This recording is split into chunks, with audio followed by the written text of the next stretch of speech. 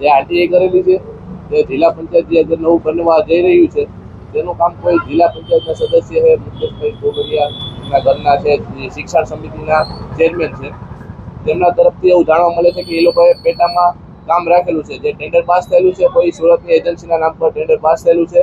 આ લોકોએ પટેલ કન્સ્ટ્રક્શન કરીને જે પેટામાં કામ કરી રહી છે તેના માટે અમે આરટીઆઈ કરેલી છે. 9મા મહિનામાં આરટીઆઈ કરેલી છે, પણ તે લોકો હજી કોઈ આજ સુધી કોઈ જવાબ મળેલો નથી.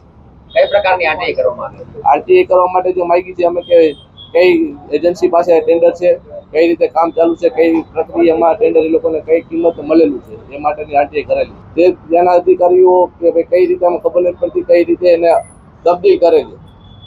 જ્યારે જઈએ ત્યારે એમ કહે છે કે તમે ઓલી ઓફિસે જાઓ, ઓલી અધિકારી પાસે જાઓ, ધક્કા ચાલુ છે. અપીલમાં ગયા છો? નહીં, અપીલમાં જવાની તૈયારી છે કે રાહ જોઈ કે નીચેથી થઈ જાય તો ઉપર સુધી જવું નથી. આગામી સમયમાં શું પગલાં તમારા દ્વારા લેવામાં આવશે?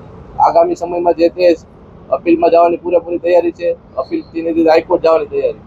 આ જવાબ નથી આપવામાં આવતો, શું લાગે છે? ભ્રષ્ટાચાર થયો છે એવું લાગે છે? ભ્રષ્ટાચાર પૂરેપૂરો થયાની આશંકા છે.